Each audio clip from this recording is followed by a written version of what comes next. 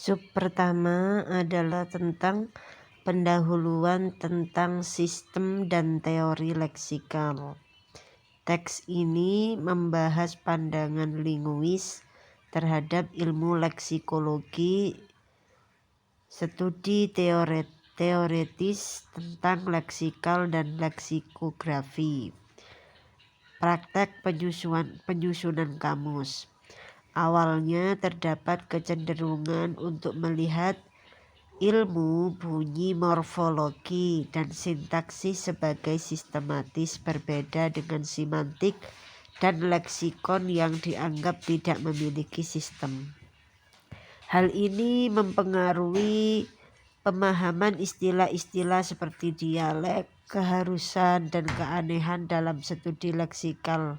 Namun, perkembangan studi kamus yang intensif melahirkan leksikografi dan leksikologi sebagai bidang ilmu yang mempelajari penyusunan dan penggunaan kamus serta teori di balik unit-unit leksikal pada level semantik dan sintaksis.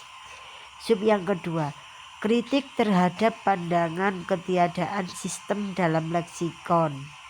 Penulis berpendapat bahwa anggapan ketiadaan sistem dalam leksikon muncul karena linguis mencari sistem morfologis, bukan sistem leksikal, yang berbeda sifatnya. Pernyataan Bloomfield bahwa leksikon adalah pelengkap tata bahasa karena mewakili daftar ketidakberaturan mendasar, dan pandangan Tamam Hasan tentang ketiadaan hubungan organik dan ketidaksesuaian leksikon untuk tabel menunjukkan fokus pada sistem morfologis. Penelitian ini akan membuktikan keberadaan sistem leksikal yang berbeda dari sistem morfologis dalam bab selanjutnya tentang struktur leksikal. Sub ketiga, hubungan antara sistem dan teori leksikal. Lebih lanjut, teks ini menyatakan bahwa pembicaraan tentang teori leksikal mengharuskan pengakuan adanya sistem leksikal. Teori tidak lain adalah hipotesis yang diajukan untuk mengidentifikasi, mendeskripsikan, atau menjelaskan suatu sistem. Oleh karena itu, upaya mencari teori dalam leksikon tidak akan berhasil sepenuhnya tanpa pemahaman yang akurat tentang dimensi sistem yang diatur, dideskripsikan, dijelaskan, dan diinterpretasikan oleh teori tersebut. Penelitian ini bertujuan untuk menganalisis teori leksikal Arab dalam berbagai penerapannya, terutama yang berkaitan dengan klasifikasi leksikal, analisis semantik, struktur leksikal, dan hubungan antara struktur leksikal dan semantik bahasa. Sub selanjutnya, fenomena leksikal dan tantangan dalam studinya. Leksikon mencatat kata-kata dalam morfem bahasa, merekam aspek semantik bahasa. Dengan demikian, fenomena leksikal pada dasarnya bersifat semantik, sebagaimana tercermin dalam klasifikasi ilmu semantik menjadi semantik leksikal dan semantik struktural. Hal ini menyebabkan leksikon mewarisi berbagai masalah semantik, terutama sifat abstrak makna dan fakta, bahwa makna tidak terbatas pada satu level linguistik saja. Ada makna fonetik, morfologi, sintaksis, serta ketiadaan struktur keseluruhan yang jelas dari fenomena makna. Penelitian ini akan membahas masalah-masalah dan kesulitan dalam mempelajari makna. Selanjutnya, abstraksi makna dan kurangnya struktur koheren. Salah satu kesulitan utama dalam mempelajari makna adalah sifatnya yang abstrak dan non-material. Tidak ada alat yang dapat menguji konsepsi kita tentang makna secara langsung. Sifat abstrak ini mempengaruhi pandangan linguis struktural tentang peran makna dalam linguistik.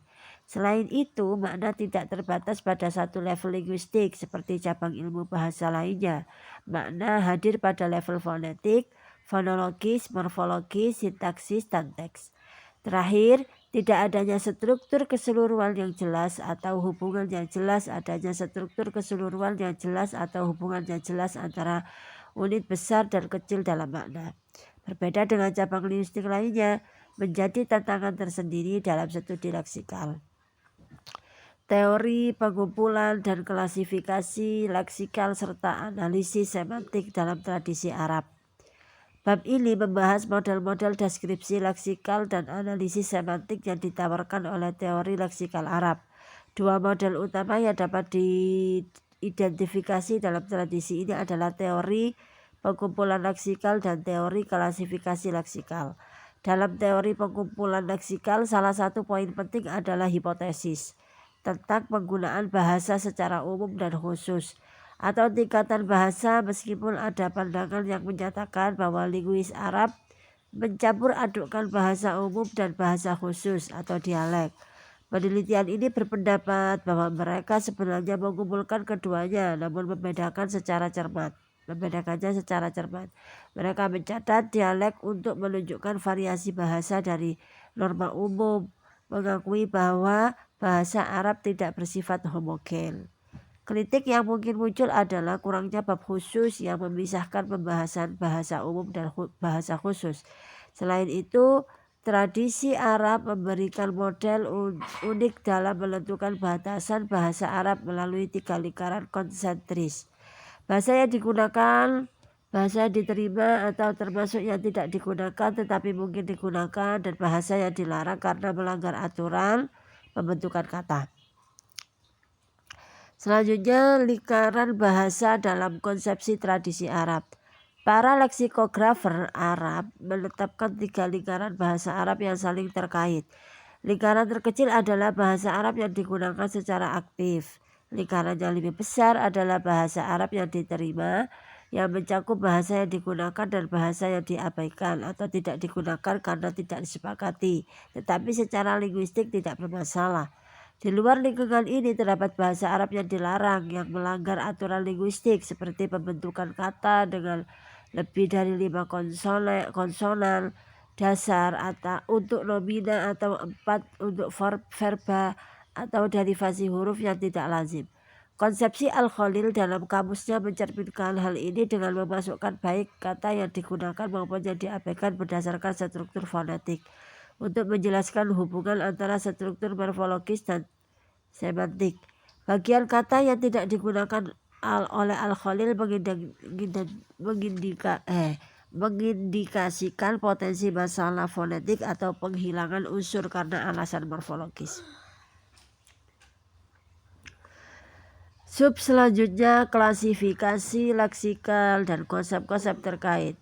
Leksikografer Arab tidak memperlakukan semua materi bahasa yang terkumpul secara seragam. Mereka mengklasifikasikannya berdasarkan prinsip-prinsip linguistik umum. Mereka menolak materi yang dianggap sebagai kesalahan penulisan, distorsi, neologisme yang tidak tepat, kesalahan campuran atau anomali. Ini membentuk batas luar bahasa yang diterima. Bahasa yang digunakan kemudian dibagi menjadi bahasa khusus atau dialek dan bahasa umum. Bahasa khusus dianggap sebagai batas internal bahasa yang digunakan, sementara bahasa yang tersisa di luar batas bahasa umum.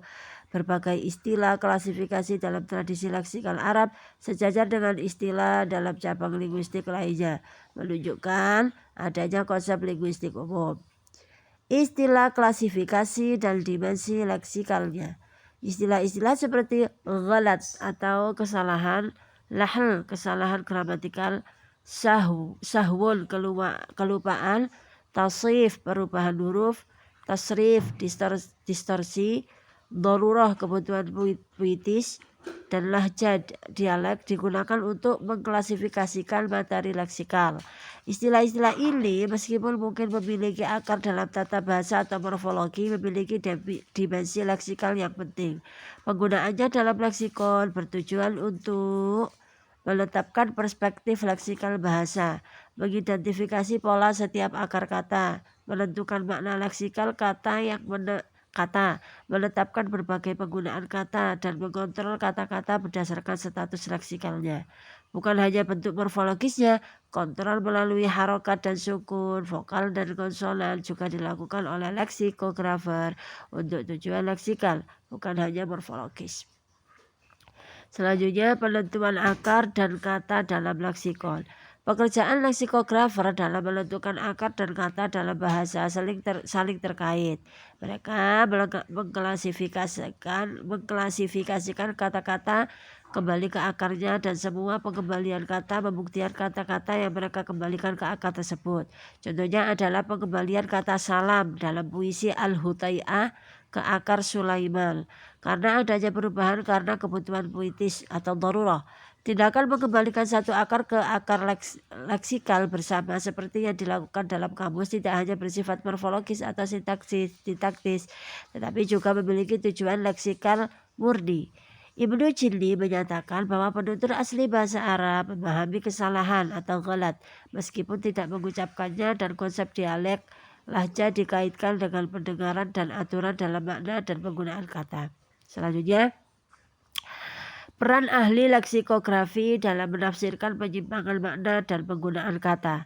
Para ahli leksikografi tidak hanya bertugas mencatat makna kata dalam kamus, tetapi juga berperan aktif dalam menafsirkan berbagai penyimpangan dari makna dan penggunaan asli sebuah kata. Mereka menjelaskan bagaimana sebuah kata dapat mengalami perubahan makna seiring waktu yang digunakan secara berbeda oleh masyarakat umum. Contohnya, mereka mengoreksi penggunaan kata shiver oleh masyarakat awam yang keliru mengartikannya sebagai kelopak mata, padahal mana aslinya adalah tepi mata, tempat tumbuhnya bulu mata. Selain itu, mereka juga mencatat dan menjelaskan penggunaan kata yang menyimpang dari makna leksikalnya, seperti penggunaan kata tasaddaqa, bersedekah, yang keliru diartikan sebagai meminta. Penjelasan penyimpangan penggunaan leksikal dan variasi pelafalan. Para ahli leksikografi juga mencatat penyimpangan dari penggunaan leksikal yang baku, seringkali menggunakan istilah linguistik umum seperti lahl atau kesalahan berbahasa, khoto, kekeliruan, dan lahja dialek. Mereka memberikan contoh bagaimana kata tanazzaha yang bermakna menjauhi air dari pedesaan seringkali digunakan masyarakat untuk menggambarkan kegiatan pergi ke kebun. Selain itu, mereka juga mencatat dan menjelaskan variasi pelafalan sebuah kata yang bersifat simai atau berdasarkan pendengaran atau kebiasaan dan tidak mengikuti aturan baku kiasi. Contohnya adalah variasi pelafalan kata wasat atau tengah dengan harokat fathah atau sukun pada huruf sin, serta berbagai variasi harokat pada kata isba, asobi itu ya, jari. Analisis semantik atau persamaan leksikal dan makna. Dalam analisis semantik, para ahli bahasa Arab meneliti berbagai bentuk persamaan leksikal dalam makna dan makna. Mereka mencatat kata-kata yang memiliki kesamaan sempurna dalam bentuk dan akar kata, seperti kata ail yang memiliki banyak makna. Mereka menjelaskan fenomena ini melalui konsep polisemi atau hiponim. Hiponim atau hubungan makna generik spesifik yang juga dikenal dalam studi linguistik modern. Hal ini menunjukkan bahwa warisan metodologis linguistik Arab relevan dalam menganalisis fenomena semantik yang juga dikaji dalam linguistik kontemporer. Selanjutnya, persamaan akar kata dan bentuk kata yang berbeda. Selain kesamaan sempurna, para ahli bahasa juga menganalisis kata-kata yang memiliki kesamaan pada akar kata, namun berbeda dalam bentuk atau derivasi. Fenomena ini mereka sebut sebagai kesamaan akar atau al-ishtirak al-jadri, yang dalam linguistik barat dikenal sebagai kepolimi. Mereka mencatat bagaimana kata-kata yang berasal dari akar yang sama memiliki keterkaitan makna meskipun bentuknya berbeda. Ibnu Faris bahkan mengembangkan metode al-istiqaq as-samai, ada derivasi semantik, untuk mengumpulkan kata-kata yang hanya memiliki kesamaan akar tanpa adanya hubungan derivasi morfologis yang jelas. Selanjutnya, persamaan bentuk kata dan upaya mencari makna universal akar kata. Para ahli bahasa juga mengamati persamaan pada bentuk kata atau sighah sigat. Meskipun akalnya berbeda, mereka cenderung memberikan makna tunggal pada kata-kata yang memiliki penambahan afik yang sama atau memiliki wazan atau pola yang sama. Contohnya mereka mengaitkan makna feminin pada kata-kata yang memiliki tanda feminitas. Selain itu, Ibnu Jinni mencoba lebih jauh dengan mencari makna umum untuk sebuah akar kata dan berbagai variasinya atau taklib al-ul. Sebuah pendekatan yang dikenal sebagai al-istiqaq al-kabir atau derivasi besar. Upaya ini menunjukkan ketelitian para ahli bahasa Arab dalam menganalisis hubungan antara bentuk dan makna kata, bahkan pada level akar kata dan variasinya. Sub selanjutnya, teori struktur leksikal dalam linguistik barat. Pendahuluan, pertanyaan mendasar tentang struktur semantik leksikal. Struktur leksikal atau semantik merupakan isu sentral dalam leksikografi. Memunculkan pertanyaan apakah makna ujaran dibangun dalam model yang terstruktur. Awalnya linguistik deskriptif cenderung mengabaikan struktur leksikal, namun minat terhadapnya kembali meningkat pasca Bloomfield dan strukturalisme. Meskipun belum ada struktur universal yang ditemukan, pencarian teori semantik leksikal yang mampu menjelaskan pembentukan struktur makna dalam bahasa terus berlanjut, terutama mengingat perubahan perspektif terhadap kamus dalam beberapa dekade terakhir. Selanjutnya, 4 pendekatan utama dalam linguistik barat terhadap struktur leksikal.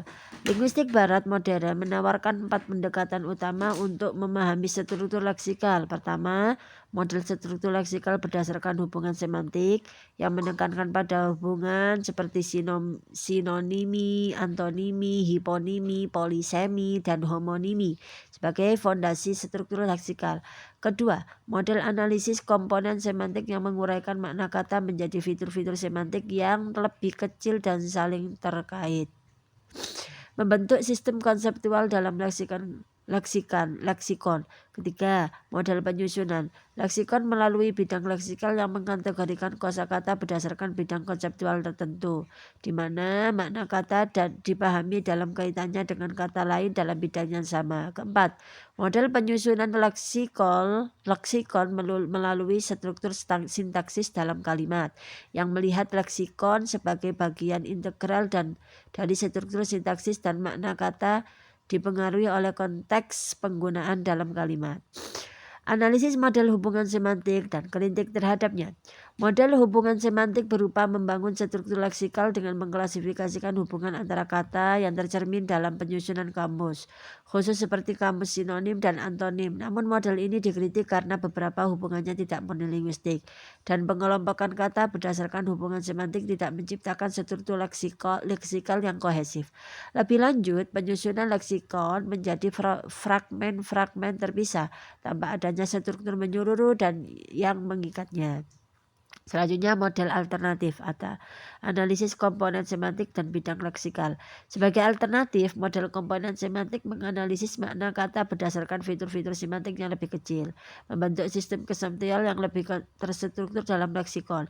Pendekatan ini dianggap lebih sistematis karena membangun struktur berdasarkan analisis makna yang mendalam. Sementara itu, model bidang leksikal mengorganisasikan kosakata dalam bidang-bidang konseptual, menekankan bahwa makna kata dipahami dalam konteks kata-kata lain dalam bidang yang sama, sehingga memberikan pemahaman yang lebih komprehensif dan terorganisir tentang struktur makna. Terakhir, model struktur sintaksis dan kesimpulan. Pendekatan terakhir melihat struktur leksikal sebagai bagian tak terpisahkan dari struktur sintaksis. Dalam pandangan ini, makna kata tidak hanya ditentukan oleh hubungannya dengan kata lain, tetapi juga oleh bagaimana kata tersebut berfungsi dalam struktur kalimat. Hal ini memberikan pemahaman yang lebih dinamis tentang bagaimana kata memperoleh maknanya dalam konteks sintaksis. Secara keseluruhan, meskipun model hubungan semantik memiliki keterbatasan, model komponen semantik, bidang leksikal, dan struktur sintaksis menawarkan cara yang lebih sistematis dan komprehensif untuk memahami dan menganalisis struktur leksikal dalam bahasa. Selesai.